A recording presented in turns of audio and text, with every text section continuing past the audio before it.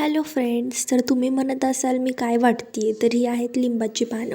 माझ्या डोक्यामध्ये ना खूपच डॅन्ड्रफ झाला होता ना, त्यामुळं मग मी अशी ताजी झाडाची लिंबाची पानं तोडली आणि मग त्याचं म्हणलं जरा पेस्ट बनवावं. मिक्सरमध्ये सुद्धा होती याची पेस्ट, पण जरा ट्रॅडिशनल वेनी करायला मज्जा येते ना, त्यामुळं मग मी पाट्यावर वंट्यावर करत होते. नंतर बघा ही अशी पेस्ट बनली होती आणि मग मी ती थोडी थोडी डोक्यामध्ये लावून घेतली. ती वाळूस्तवर पपई लावली जरा तोंडाला आणि मग नंतर आईस लावलं आणि मग नंतर जरा गावामध्ये फिरायला गेले होते.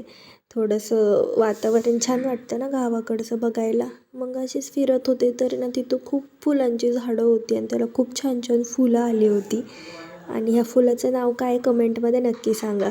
नंतर तिथं छोटी मुलं आहे ना झोका खेळत होती आणि मला राहावलंच नाही, मग मी सुद्धा तिथं झोका खेळत बसले.